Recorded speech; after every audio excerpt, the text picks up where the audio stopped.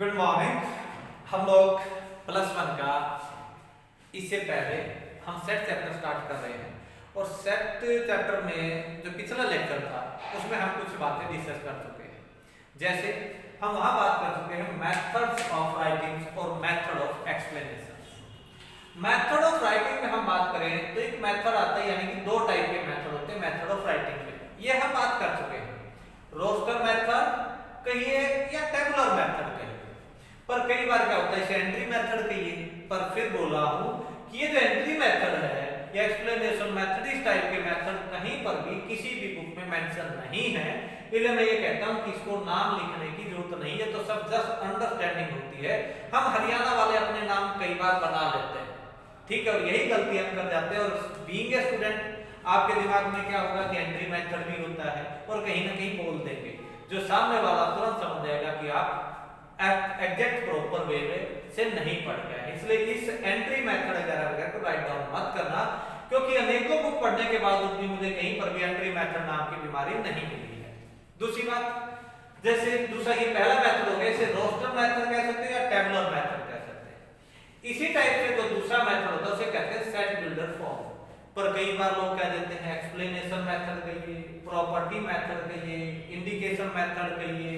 ये सब है, ये भी मेंशन नहीं होते, इनका भी कोई नाम या कोई जिक्र किसी भी बुक में नहीं होता, इसलिए ये भी आपको लिखने की जरूरत नहीं है।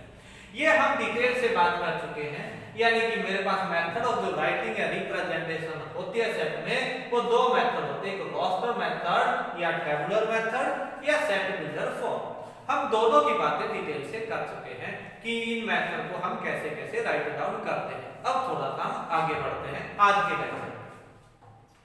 जब हम आज के लेक्चर पे जाएंगे तो आज का लेक्चर क्या कहता है। आज के लेक्चर में हम जाते हैं, अब हमने सेट पढ़ लिया, सेट की हमने रिप्रेजेंटेशन देख ली, अब सेट की क्लासिफिकेशन देख लेते हैं। Classification of sets, classification of sets. अब क्लासिफिकेशन की बात करें तो क्लासिफिकेशन भी दो टाइप से अलग अलग होती है। अब कैसे होती है, जो पहले जनरली मैं जो क्लासिफिकेशन लिख रहा हूं वो नंबर ऑफ एलिमेंट्स के बेस पे लिख रहा हूं। किस पे लिख रहा हूं? नंबर ऑफ एलिमेंट्स के बेस पे, यानी कि नंबर ऑफ एलिमेंट्स पहला होता है एम्प्टी सेट। एम्प्टी सेट, इसे आप एम्प्टी सेट कहिए, इसे आप वॉइड सेट कहिए, या इसे आप नल सेट कहिए, तीनों नाम सेम ही है। जो क्लासिफिकेशन ऑफ सेट्स है, जो पहली क्लासिफिकेशन कर रहा हूं वो नंबर ऑफ एलिमेंट्स के बेस पे कर रहा हूं। किस पे कर रहा हूं? नंबर ऑफ एलिमेंट्स के बेस पे, नंबर ऑफ एलिमेंट्स बेस। ये बेस पर जरूर लिखना अगर आप लिख रहे हो, किस बेस कर रहे हैं? नंबर ऑफ एलिमेंट्स के बेस पे हम पहली क्लासिफिकेशन ऑफ सेट्स कर रहे हैं। पहला सेट आता है, इसे आप एम्प्टी सेट कह सकते हैं, वॉइड सेट कह सकते हैं, नल सेट कह सकते हैं। दूसरा आपके पास आता है सिंगलटन सेट। सिंगलटन सेट, पहले वाले में कोई एलिमेंट्स नहीं, दूसरे वाले में एक एलिमेंट, तीसरे वाले, इसके बाद आ गया आपके पास फाइनाइट सेट। कौन सा आ गया? Finite set. और तीसरा आ गया आपके पास, यानी कि चौथा आ गया इनफाइनाइट सेट। पहला आपके पास सिंगलटन सेट, दूसरा एम्प्टी सेट, फिर सिंगलटन सेट, फिर फाइनाइट सेट और फिर इनफाइनाइट सेट। पर ये नहीं कि क्लासिफिकेशन एंड होगी, क्लासिफिकेशन में दो मेंबर और रहते हैं, वो जो नंबर ऑफ एलिमेंट्स बेस नहीं है, इसलिए उनको बाद में डिस्कस करेंगे। आज हम डिस्कस कर रहे हैं इनके बारे में। पहली बात आती है, पहला सेट आता है एम्प्टी सेट। पहला कौन सा आया? Empty set. पहला आता आपके पास एम्प्टी सेट। डेफिनेशन क्या एम्प्टी सेट की? डेफिनेशन से ही बाकी सारा हिसाब किताब समझ जाते हैं। डेफिनेशन सेट एम्प्टी सेट की डेफिनेशन आती है, A set is said to be empty set is said to be empty set if it has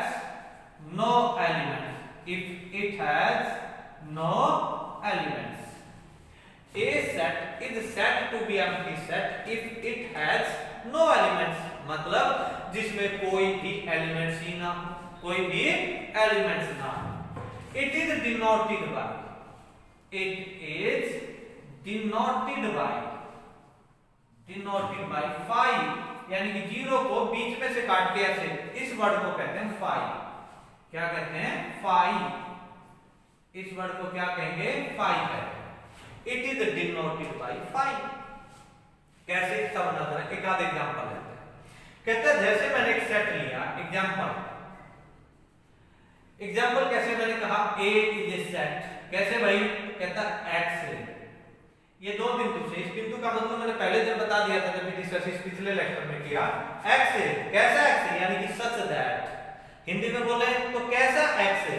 कहता मैंने कहा X belongs to n, X belongs to n, यानी कि X नेचुरल नंबर होना चाहिए। दूसरी बात मैंने कहा x स्क्वायर 2 होना चाहिए। कहता x नेचुरल नंबर होना चाहिए और स्क्वायर करूं तो 2 होना चाहिए। क्या ये पॉसिबल है कि भाई ऐसा कोई नेचुरल नंबर आप इस दुनिया में ढूंढ सकते हो जिसका स्क्वायर करूं तो 2 आए? इम्पॉसिबल है, ऐसा नहीं होता। सो A is empty set. A क्या है? एम्प्टी सेट है, क्योंकि ऐसा पॉसिबल बना ही नहीं कि ऐसा हो जाए, इसलिए हम इसे क्या कहते हैं? एम्प्टी सेट कहते हैं। इसे हम क्या कहते हैं? एम्प्टी सेट कहते हैं। कोई बात नहीं समझ में, और एग्जांपल ले लेते हैं। बार बार एक बात बोल रहा हूं, ज्यादा बर्डन उठाने की जरूरत नहीं, बहुत प्यार से आराम से पूरा मैथ गारंटीड है कि पूरा मैथ बहुत सिंपल है और बहुत इंटरेस्टिंग भी, और आराम से समझ भी आएगा, ये कंफर्म। जैसे मान लेते कहते हैं यार एम्प्टी सेट के एग्जांपल दीजिए, मैंने कहा कोई बात नहीं दे देते हैं। एग्जांपल दूसरा लेते हैं, सेकंड एग्जांपल। मैंने कहा A, कहता कैसा A? मैंने कहा X, कैसा X? X मैंने कहा X इज इक्वल टू 1 और 2, x इज इक्वल टू 1 और 2x की वैल्यू 1 और 2 है, and x square is a negative number. अब कुछ समझ आई? मैंने कहा x की वैल्यू 1 और 2 ली और x स्क्वायर किया तो नेगेटिव आया। भाई क्या पॉसिबल है कि x की वैल्यू तो 1 और 2 है और स्क्वायर करो तो नेगेटिव आया? ऐसा पॉसिबल नहीं है ना। तो ये भी क्या है? Empty set. It is empty set. क्या है ये? एम्प्टी सेट है। इसका मतलब क्या हुआ? वो सभी सेट एम्प्टी सेट कहलाते हैं जिसमें कोई एलिमेंट से पॉसिबल ही ना बनता। जैसे मैं कह दूं Ashok Kumar set of prime minister of India, पर ये तो पॉसिबल ही नहीं है, क्योंकि आज तक कोई भी अशोक कुमार नाम का प्राइम मिनिस्टर ऑफ इंडिया नहीं बना। एक तरह से हम ये कह लीजिए कि वो चीज फॉल्स हो या ऐसी पॉसिबल ही ना हो अभी तक, तो उसे हम क्या कहते हैं? एम्प्टी सेट कहते हैं। क्या कहेंगे? एम्प्टी सेट कहेंगे। एम्प्टी सेट के बाद दूसरी बारी आती है सिंगलटन सेट की। किसकी बारी आएगी? Singleton set. पहला था एम्प्टी सेट, अब दूसरा कौन सा आ गया? Singleton set. सिंगलटन सेट, ये भी नाम से ही पता चलता है।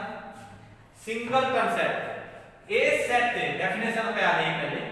A set is said to be singleton set. Singleton set, a set is said to be singleton set if it has only one element. Only one element. Singleton set, A set is said to be singleton set if it has only one element, जिसमें केवल एक ही elements हो। मतलब देख लो, A is equal to, मैंने ये लिखा भाई just one, एक ही एलिमेंट लिख दिया। ये सेट क्या है? Singleton set. क्या है? सिंगलटन सेट, क्योंकि इसमें नंबर ऑफ एलिमेंट्स कितने हैं? सिर्फ एक। एक का मतलब जैसे मैंने कहा बी, एक सेट लिखो और एग्जांपल ले लेते हैं। मैंने कहा 5, ये कोई किस टाइप का सेट है? Singleton set. क्योंकि इसमें नंबर ऑफ एलिमेंट्स कितने हैं, सिर्फ एक। कितने हैं, सिर्फ एक number of elements.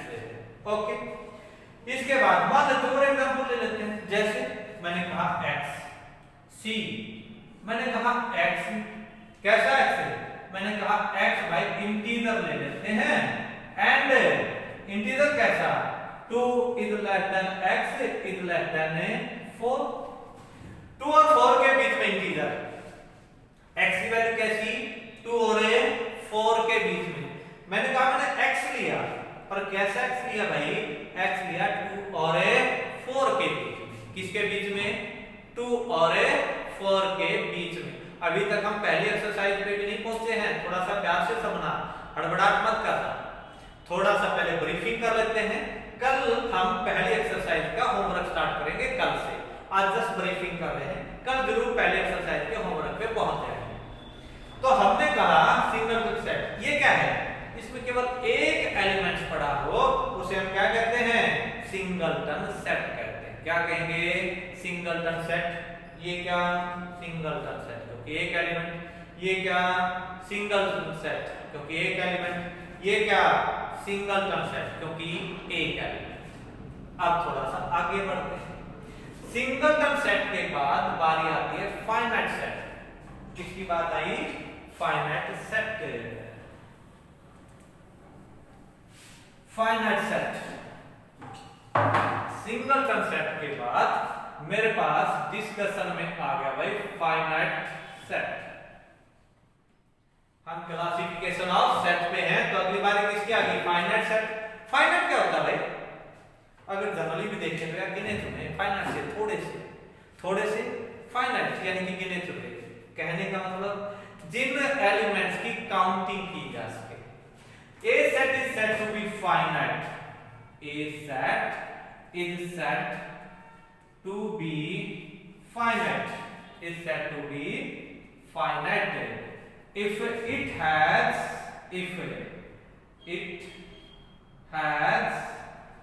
if it has countable number of elements are countable. If it has countable number of elements. If it has countable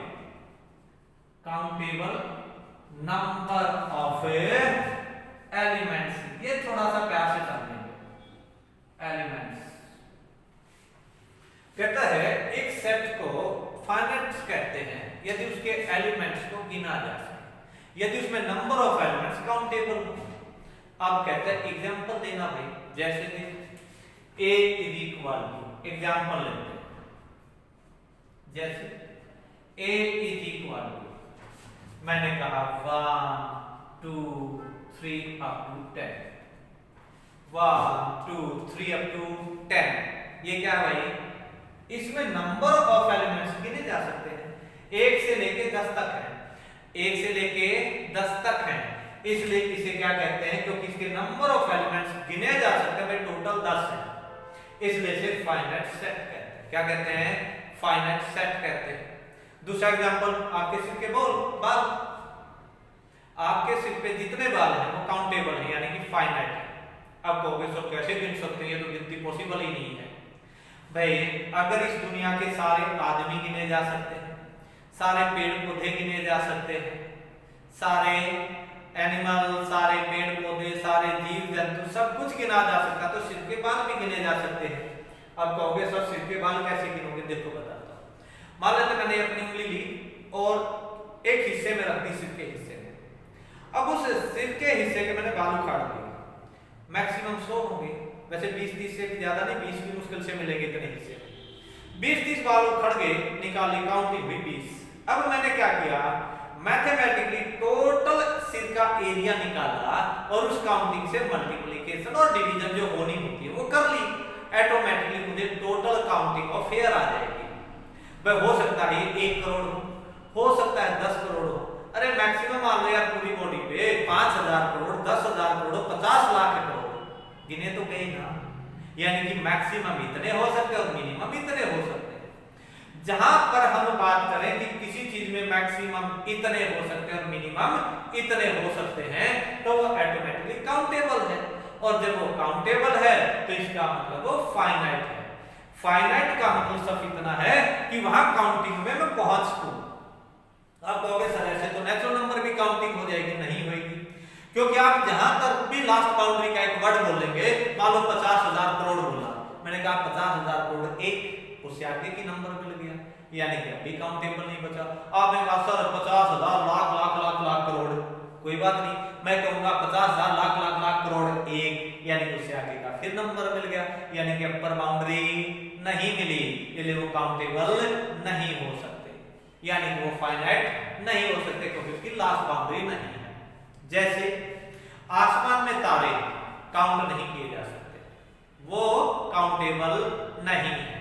अब ये भी कह सकते सर जब सिर के हिसाब से एरिया, सिर के हिसाब से बाल एरिया हिसाब किताब लगा सकते हो, तो आसमान के तारों का भी लगा लो, नहीं लगा सकते। रीजन, क्योंकि आसमान में गैलेक्सीज हैं, तारों की गैलेक्सीज। एक गैलेक्सी का मान सकते हैं, शायद मुझे आरंभ का तो पता हो पर एंड का तो पता नहीं गैलेक्सी कहां तक जा रही है, और जब एंड का पता ही नहीं है तो मैं उस गैलेक्सी में तारे गिन भी नहीं सकता, इसलिए मैं उसे काउंटेबल नहीं कहता, यानी कि फाइनाइट नहीं कहता, वो दूसरी कैटेगरी में आते हैं। मतलब जिसको काउंट किया जा सके उसे ही फाइनाइट कहते हैं। पेड़ पौधे गिने जा सकते हैं। अब कहोगे कैसे गिनोगे, कह देंगे ठीक है भाई, मान लेते हैं मेरा एक कमरा है, इस कमरे में मैक्सिमम मैं 100 पेड़ लगा सकता हूं, इसके एरिया के हिसाब से पूरी अर्थ के एरिया को मल्टीप्लिकेशन और डिवीजन जो करना है कर लीजिए, ऑटोमेटिकली मैक्सिमम पेड़ की काउंटिंग आ जाएगी। पूरी धरती पे भी अगर पेड़ लगाना चाहे तो मैक्सिमम इतने ही हो सकते हैं, हम कहेंगे भाई मैक्सिमम इतने हो सकते हैं, बाकी इससे कम ही है, इसका मतलब काउंटेबल है, यानी कि फाइनाइट है।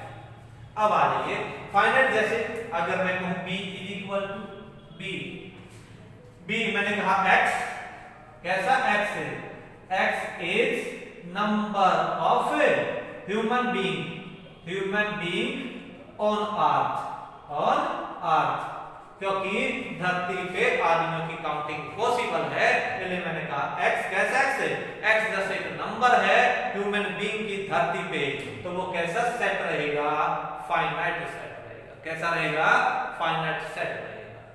अब फाइनाइट सेट के बाद बारी आती है मेरे पास, अगला पढ़ ले, यानी कि अब तक हमने किसकी बात की, एम्प्टी, वर्ड और null set, singleton set, finite set, और ये classification number of elements based है। अब आपने ध्यान दिया होगा एक भी डेफिनेशन में मैंने नंबर ऑफ एलिमेंट्स वर्ड को अनटच नहीं छोड़ा है, यानी हर किसी में नंबर ऑफ एलिमेंट्स काउंट हुए हैं, इसलिए मैंने कहा था ये जो क्लासिफिकेशन ऑफ सेट है ये नंबर ऑफ एलिमेंट्स बेस्ड है। आगे बढ़ते हैं, फाइनाइट सेट के बाद मेरे पास किसका वर्ड आएगा, वर्ड आया भाई आपके सामने ही लिखा हुआ है इनफाइनाइट सेट। कौन सा आया, इनफाइनाइट सेट।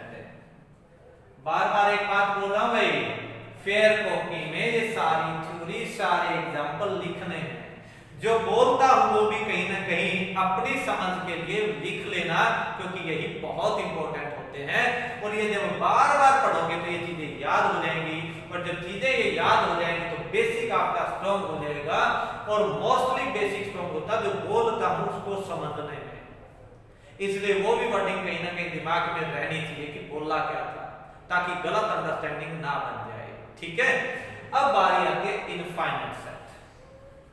इनफाइनाइट सेट क्या है, a set is said to be, a set is said to be infinite, is said to be infinite set if its number of elements are uncountable, if its number of elements are uncountable, if its number of elements are uncountable, यानी कि यदि इसके number of elements गिने ना जाएं या गिन ना सके तो उसे इनफाइनाइट सेट कहते हैं। जैसे आसमान में तारे नहीं गिन सकते भाई, आसमान में तारे नहीं गिना जा सकते। एग्जांपल, जैसे मैंने कहा ए, एक सेट कौन सा, 1 2 3 and so on up to infinity, एक से शुरुआत पर एंड पता नहीं कहां जाके हुआ, इस टाइप के सेट को मैं इनफाइनाइट सेट कहता हूं क्योंकि इसके एलिमेंट्स गिन ही नहीं सकता। जैसे मैं बी एक सेट लूं, सेट ऑफ इंटीजर, जैसे मैंने कहा क्या minus infinity, -3, -2, -1, 0, 1, 2 and up to infinity. ये सारे के सारे ये दोनों एग्जांपल किसके हैं? इनफाइनाइट सेट के। किसके हैं? इनफाइनाइट सेट के एग्जांपल हैं। Number of stars on the on the sky, in the sky होता है या ऑन द स्काई, वो आप समझ लेना जरा। इन होता है या ऑन होता है, मेरी बात समझ गए ना? शायद इन द स्काई होता है, ऑन द स्काई नहीं होता होगा। तो जो आपके पास स्काई यानी कि आसमान में तारे इनफाइनाइट होते हैं, नहीं गिने जा सकते, काउंटिंग की ही नहीं जा सकती। काउंटिंग की ही नहीं जा सकती का मतलब उनकी काउंटिंग आगे से आगे हर एक नंबर के बाद आगे बढ़ती चली जाएगी, इसलिए वो इनफाइनाइट सेट। यानी कि आज हमने क्लासिफिकेशंस ऑफ सेट्स में जब पढ़ा यार पहला, ये दूसरा, ये तीसरा और ये चौथा, ये नंबर ऑफ एलिमेंट्स बेस था। अब एक और 5 मिनट के बाद लेक्चर हम ओवर अपना कर लेंगे, जरा 5 मिनट और लेंगे ताकि आज क्लासिफिकेशन ऑफ सेट्स में हम एंड कर दें। ठीक है, ये नंबर ऑफ एलिमेंट्स के बेस पे हमने क्लासिफिकेशन की। अब अगर दूसरी क्लासिफिकेशन पे जाएंगे तो वो अकेले नंबर ऑफ एलिमेंट्स के बेस पे नहीं हो सकती, नंबर ऑफ बेस पे नहीं हो सकती, वो अदर प्रॉपर्टी भी होल्ड करती है। ये भी क्लासिफिकेशन ऑफ सेट्स ही है, classification of sets, not on number base, not on number base. ये नंबर बेस नहीं है भाई, यानी कि टोटली नंबर बेस नहीं है। पहले वाली जो क्लासिफिकेशन पढ़ी वो totally number of elements based थी। अब ये टोटली क्लासिफिकेशन है, ये नंबर ऑफ एलिमेंट्स के बेस पे नहीं। चलिए अब अगर मैं इसमें बात करूं तो इसमें दो आते हैं, एक आता है इक्वल सेट्स, इक्वल सेट, और दूसरा होता है equivalent set, VALENCE, equivalent set. एक हुआ इक्वल सेट, एक हुआ इक्विवेलेंट सेट। इससे पहले छोटी सी बात और कर लेते हैं। एक होता है number of elements, order of set, और मेरे पास कार्डिनल नंबर। क्या होता है? Cardinal number. कंफ्यूज मत होना, अब मैं इसी बात पे वापस आऊंगा। एक बात होती है कार्डिनल नंबर, कार्डिनल नंबर या order of a set, order of a set.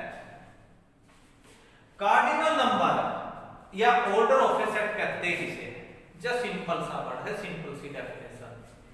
The number of elements, the number of elements, the number of elements in a set, in a set is called its cardinal number, its cardinal number।